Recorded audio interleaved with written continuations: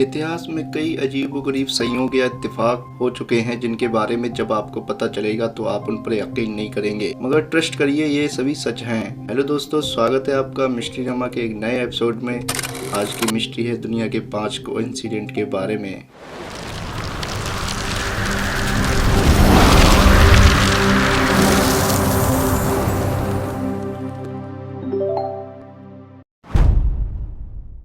ये कहानी है ब्रिटिश आर्मी के मेजर वॉल्टर समरफोर्ड की, जो वर्ल्ड वॉर के दौरान 1918 में जंग के मैदान में थे। तभी उनके ऊपर अचानक से बिजली गिर जाती है, जिससे उनके कमर के नीचे का हिस्सा पैरालाइज्ड हो जाता है। फिर 1924 में रिटायरमेंट के बाद एक नदी के किनारे मछली पकड़ते वक्त बिजली फिर से उनके शरीर पर आ गिरी और उनके शरीर का दाहिना हिस्सा भी पैरालाइज्ड हो गया। लेकिन 2 साल बाद इलाज से वह पूरी तरह ठीक हो गए, पर 4 साल बाद फिर से उनके ऊपर बिजली आ गिरी, जिससे उनका पूरा शरीर पैरालाइज्ड हो गया और कुछ ही दिनों में उनकी मृत्यु हो गई। लेकिन मौत के बाद भी बिजली ने उनका पीछा नहीं छोड़ा और 4 साल बाद बिजली उनके कब्र पर गिरी, जिससे उनकी कब्र भी नष्ट हो गई। वॉल्टर को 1918 से 1936 के बीच हर 6 साल में बिजली का झटका लगा। क्या ये अभिशाप था या वो इतिहास के सबसे बदकिस्मत लोगों में से एक थे? आपको क्या लगता है? हमें कमेंट्स करके जरूर बताएं। अब जिसके बारे में बताने जा रहा हूँ वो एक गेम की कहानी है। 21 मई साल 2001 में एक पीसी गेम लॉन्च किया गया था जिसका नाम डेज एक्स था। इस गेम की स्टोरी में अमेरिका के न्यूयॉर्क सिटी को दिखाया गया था, लेकिन गेम के डेवलपर्स ने गलती से न्यूयॉर्क के ट्विन टावर को गेम में ऐड करना भूल गए। जब इस गलती का पता गेम कंपनी को चला कि वह गेम में न्यूयॉर्क सिटी के नक्शे में वर्ल्ड ट्रेड सेंटर को ऐड करना भूल गए हैं, तो उन्होंने गेम की कहानी को ही बदल दिया और उसमें ये दिखा दिया कि एक आतंकी हमले में वो ट्विन टावर तबाह हो गए। और हैरानी की बात थी कि गेम लॉन्च होने के ठीक 4 महीने बाद 11 सितंबर 2001 को आतंकी हमले में इन टावर्स को गिरा दिया गया, जिसमें हजारों लोगों ने अपनी जान गंवा दी। जिसके बाद से ये गेम भी काफी चर्चा में आ गया था। ये महज एक इत्तेफाक हो सकता है या कुछ और? आपको क्या लगता है? कमेंट्स करके जरूर बताएं।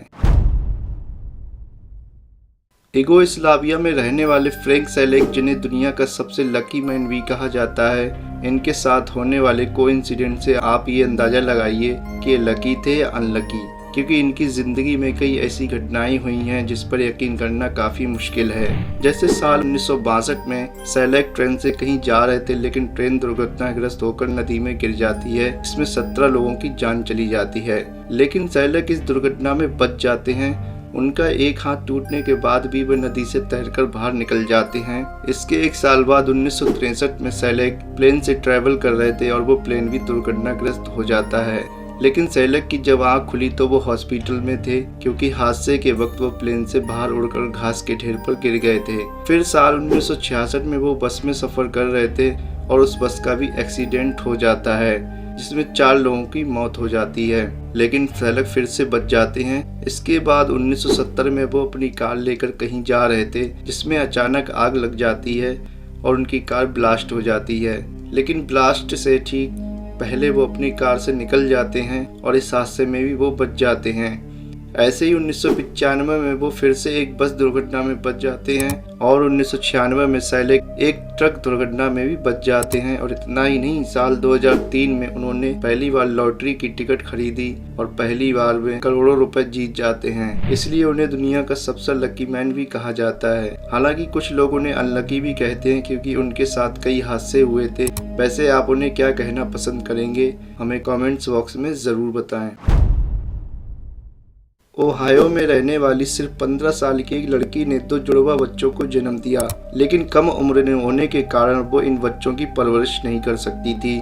इसलिए इन दोनों बच्चों को ओहायो में रहने वाली 2 अलग अलग फैमिलीज ने अडॉप्ट कर लिया। लेकिन अलग अलग रहने के बाद भी इन दोनों भाइयों में ऐसे संयोग बने जिसे आज तक बड़े बड़े ह्यूमन बिहेवियर के स्पेशलिस्ट और साइकोलॉजिस्ट भी नहीं समझ सके। जैसे इन दोनों बच्चों को जिन फैमिलीज ने अडॉप्ट किया था, उन्होंने दोनों बच्चों का नाम जेम्स रखा था। जब वो स्कूल जाने लगे तो दोनों बच्चों का फेवरेट सब्जेक्ट मैथ था, और जब वे बड़े हुए तो दोनों की शादी लिंडा नाम की औरत से हुई।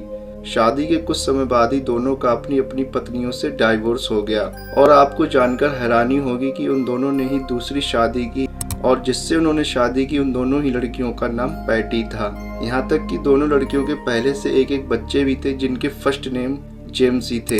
39 साल बाद जब ये दोनों भाई मिले और उन्होंने अपने लाइफ में हुए इन समान संयोग को एक दूसरे से साझा किया तो दोनों हैरान हो गए। ये दोनों भाई लगभग एक जैसी नौकरी करते थे, साथ ही दोनों एक ही ब्रांड की शराब और सिगरेट पीते थे। क्या इतनी सारी समानताएं मात्र एक संयोग था या कुछ और जिसे समझ पाना नामुमकिन है? इन दोनों भाइयों की जिंदगी में इतनी समानताओं का होना महज एक इत्तेफाक हो सकता है या कुछ और? आप अपनी राय हमें जरूर दीजिए। टाइटैनिक के जहाज के बारे में कौन नहीं जानता। दुनिया का सबसे बड़ा पानी का जहाज टाइटैनिक 10 अप्रैल 1912 को इंग्लैंड से अपने पहले सफर के लिए समुद्र में रवाना हुआ और फिर कभी वापस नहीं लौटा।